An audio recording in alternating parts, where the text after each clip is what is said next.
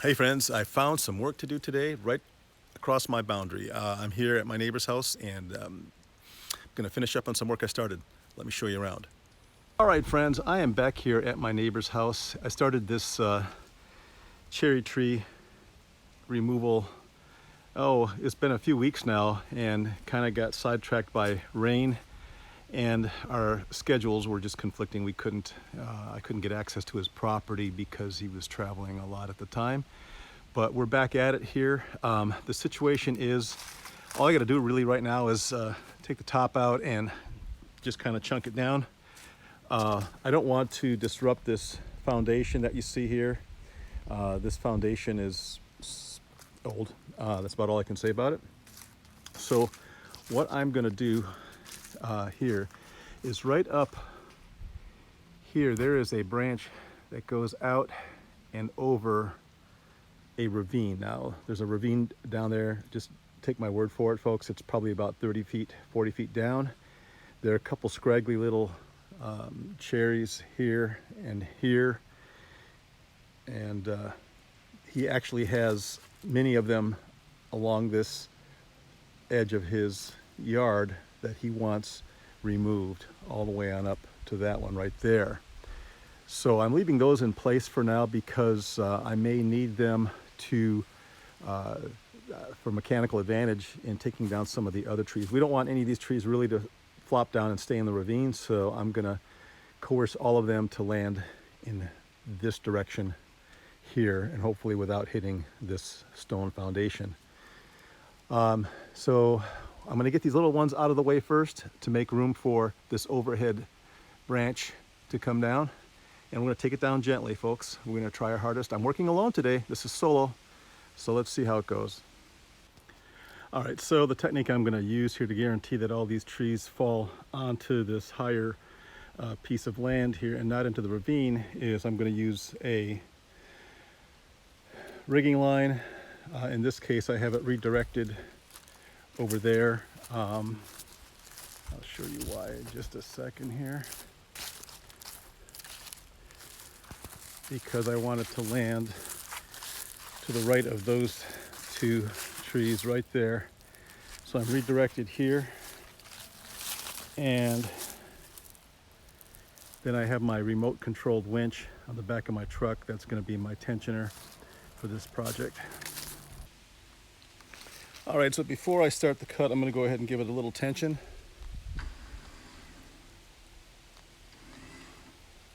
That's probably plenty to start with.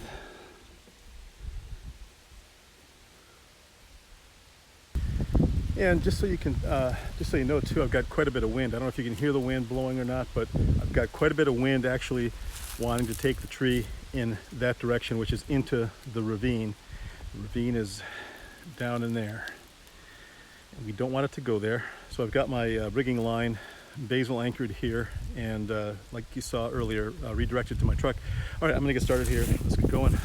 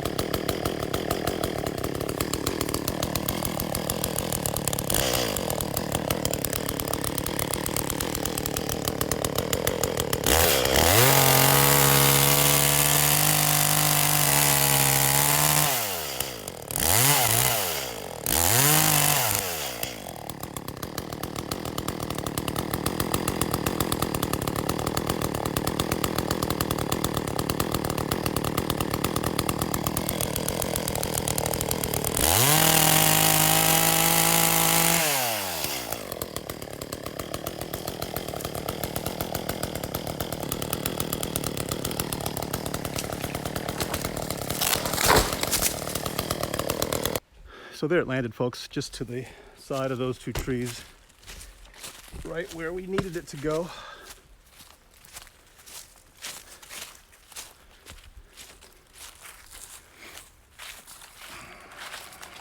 Just like that. All right, so the next one we have is this dead one right here. It is completely dead. It's about 30 feet of deadness.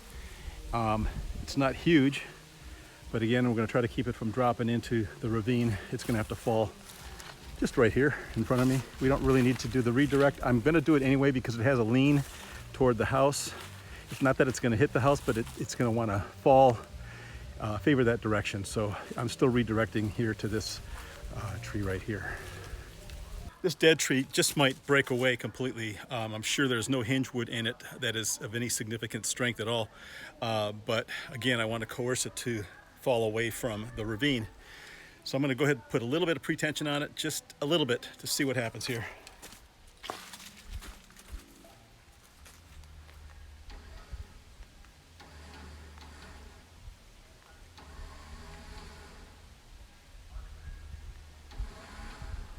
All right, that's about all I'm going to do right there.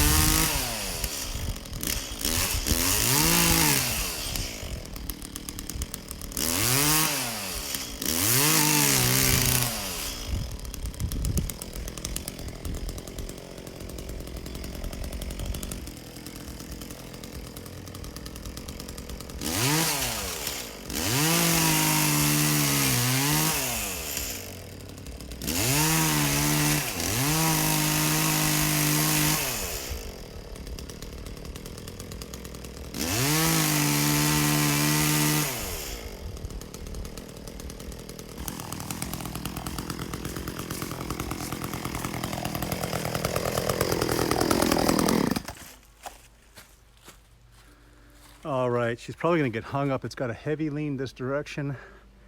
So let's move over here.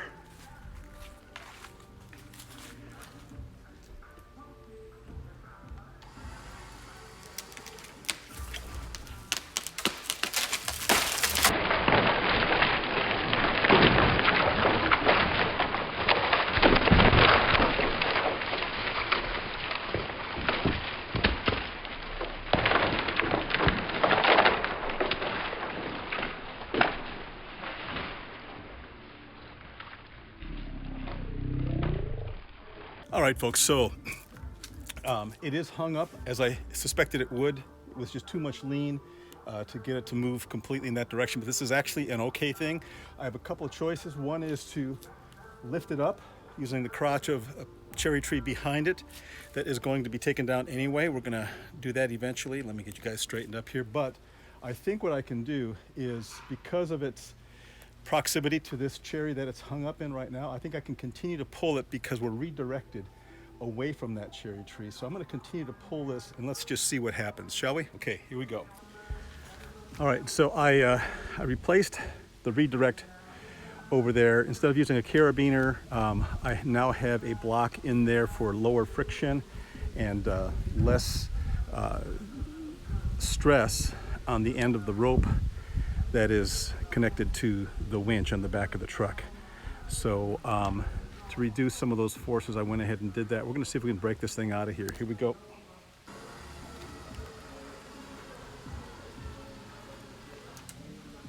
It's gonna snap.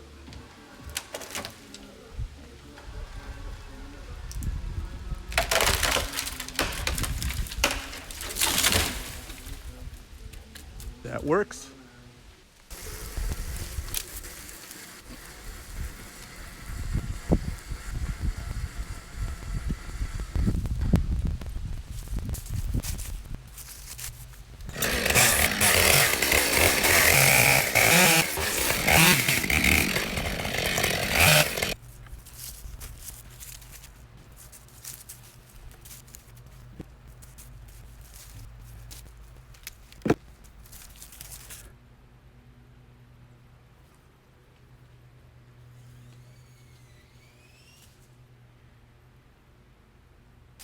Okay, so for the next plan, I'm going to use that cherry that I just threw that ball up into, and that crotch up there. I'm going to use that as a natural crotch to support the weight of this branch right here. That crotch over there is slightly higher, but it's way off to the ravine side. It's going to pull this branch away from the home, because as you can see here, the house is right there under it. It's not exactly under it. It'll miss it if it falls, but the bulk of that's going to fall into the ravine, and I don't want it to do that. So we're going to use that tree right there, wherever it is. That one right there.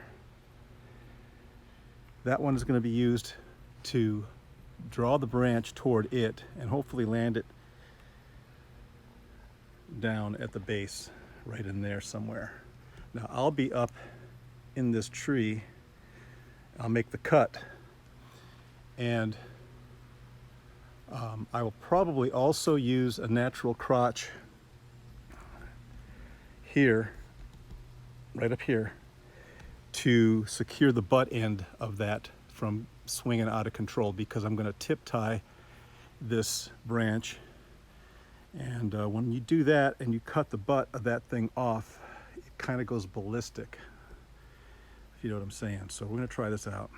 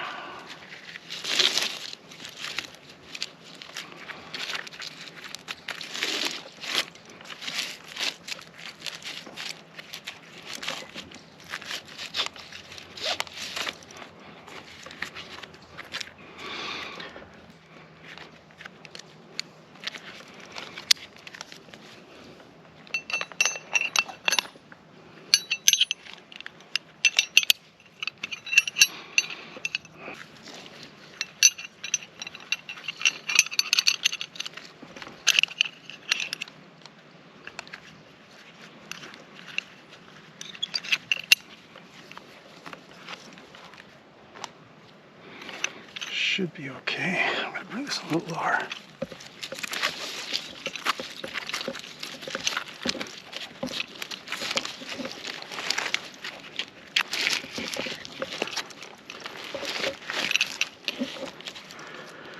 Okay.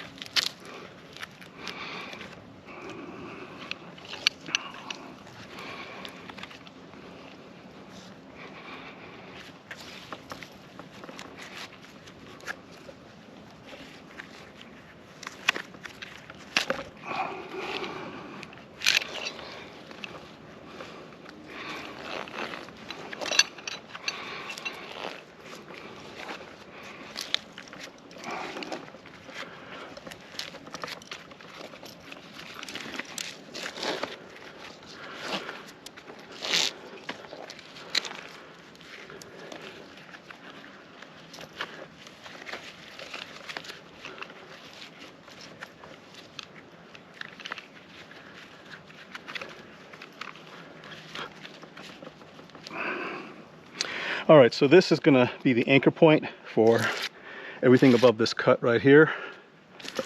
And this is going to keep the butt from going ballistic out there. Now I still have to protect myself. I'm inside the rigging zone right now. I don't want to be here because this thing's going to come this way and entrap me. So going to the other side.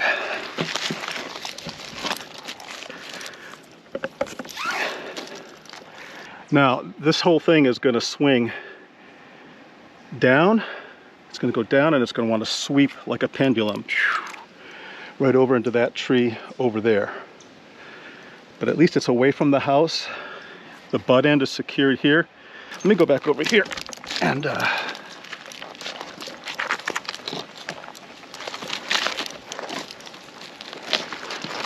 going to go ahead and get a face cut put in here.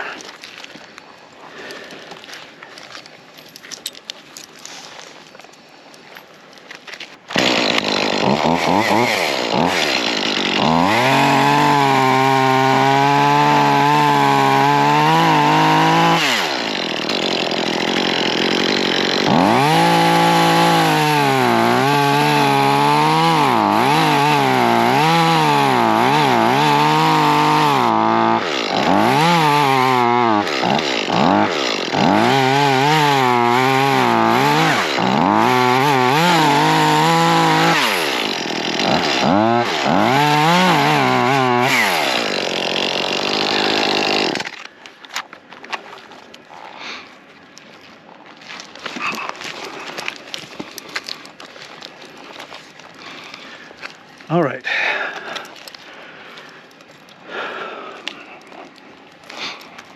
Okay, this is secured. Let's see what happens.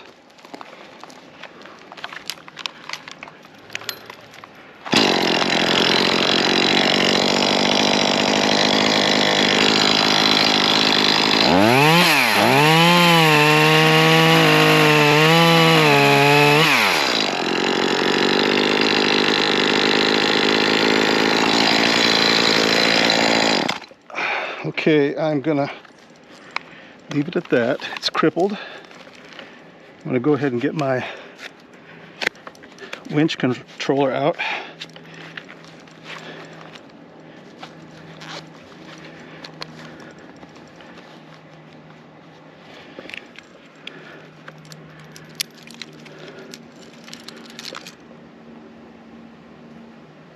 All right, let's give it a pull here.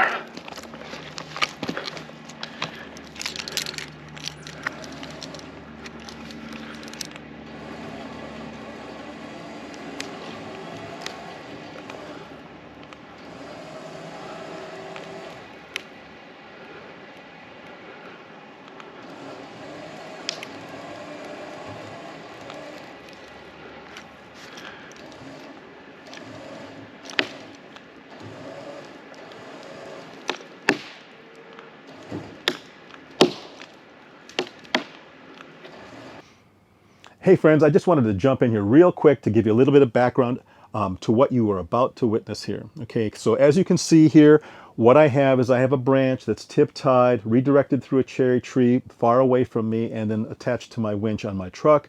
And then at the butt end of this branch, I have another rigging line that is secured with a figure-8 rappelling ring, if you will. I went ahead and made my face cut to direct the hinge or the branch, and I made a back cut to cripple it to get it ready to break off. At this point, I started pulling with my winch. The branch is getting ready to break free, and I want you to watch what happens when it does. So right here we go. All right, it's breaking, it's broken right there, and look. See that maneuver? I had to jump away from that butt end of the branch to a safe side of the trunk to protect me from the branch. The branch would not have hit me after all, but you know, when you see a 8-inch, 10-inch diameter piece of wood coming at you, it scares you no matter where you are or how safe you think you are. So I saw this thing coming around, I thought, oh crap, I gotta move.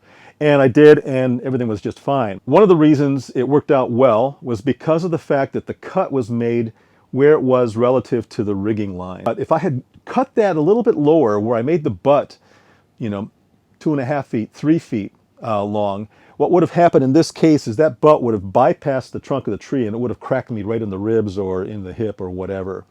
But because the butt was cut short relative to the location of that butt tie-in, it couldn't bypass the tree, so I was safe for that reason. The thing I did notice, though, that was a little unsettling was the fact that the butt end of that tree came close to my lanyards. I mean, it actually hit my lanyards, but it could have actually severed them and allowed me to break free from the tree. Wasn't too concerned about that because I did have a main tie-in point. That orange line you saw in the video, that is my lifeline. That goes up to a higher point in the tree. And actually, probably in the future, I won't tie myself in like that unless it's necessary for work positioning. In this case, it wasn't. I might just leave myself free and hang from my lifeline, which gives me a whole lot more room to maneuver in case I need to. I can move more quickly and I'm not limited by my lanyards. So they did not get damaged by that impact. I did inspect my lanyards, they're fine. Lessons learned, well, there are a lot of things I could have done differently. The lanyards was one of those things I just explained to you. I probably could have cut that a little bit shorter so that it would not have come around the tree at all.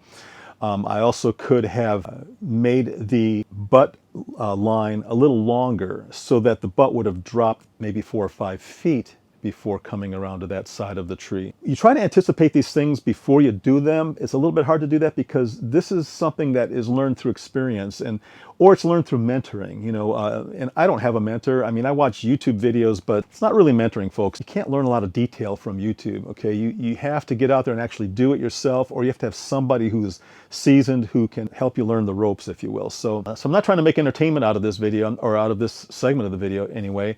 I'm trying to show that it's a very serious issue. This is something that could have been really bad, but it wasn't. But it does let you know that there are risks associated with this kind of tree work. You've got to be willing to take those risks, but you also have to learn how to mitigate those risks. And that's a part of what I'm doing right here is I'm going back and reviewing this, and I'm saying to myself, what could I do differently to make this less startling for me the next time I'm in this situation? Even though I didn't get hurt, getting hurt's not the thing. That's not the trigger point for me. It's like, it could have happened. What could have gone wrong was major. No matter how little damage was done in this case, and there was no damage really, it's still something you want to learn how to improve on. I do anyway. So, folks, I look for your tips in the comments below. Be kind in the comments, okay? There's no reason for any hostility or anything like that, or any really negative comments that I see sometimes on Instagram and different places like that. Those things can get real rude. I'm just going to delete them if they come, so don't even waste your breath or your time or your finger muscles in typing those comments in. But please be kind, be constructive. I will look forward to replying to those comments. All right, let's watch the rest of this video before I start to ramble. What do you mean I already started rambling?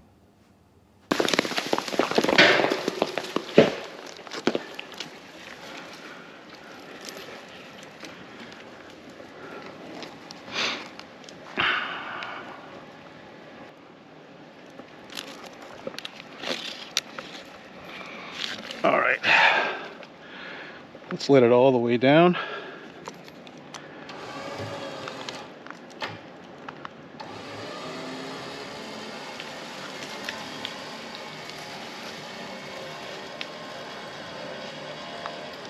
Okay, pretty loose right there.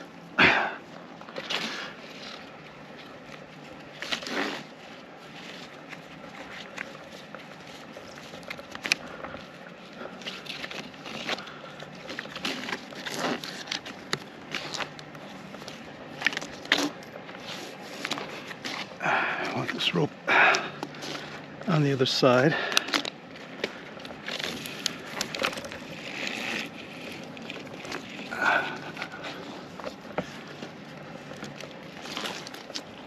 And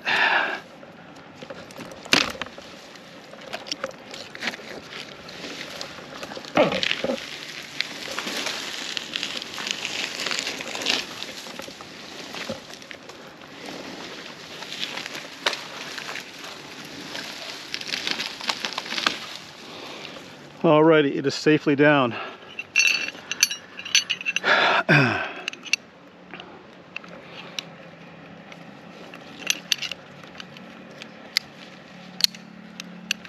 That did come close to hitting me right there, the butt end of that thing, but it did not. But you can actually see why I had to be on this side of the tree, because this is my protective zone against whatever activity is going on over there. So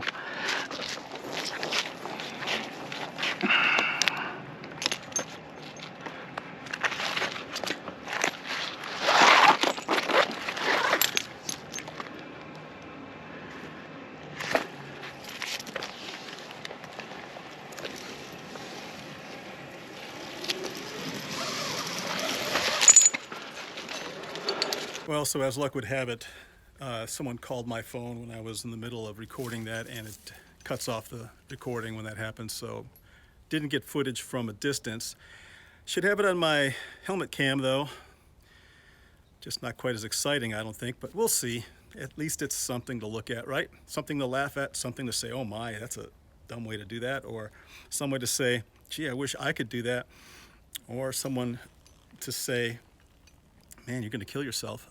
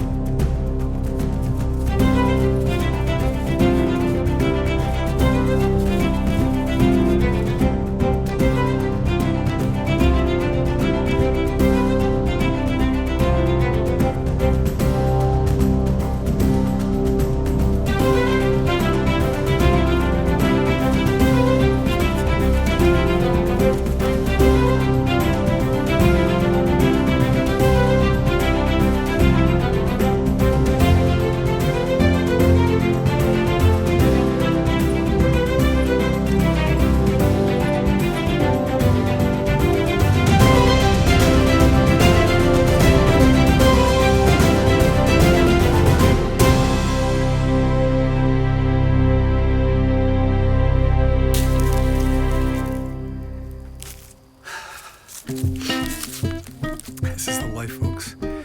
Working up a sweat and enjoying it. You know what I'm saying?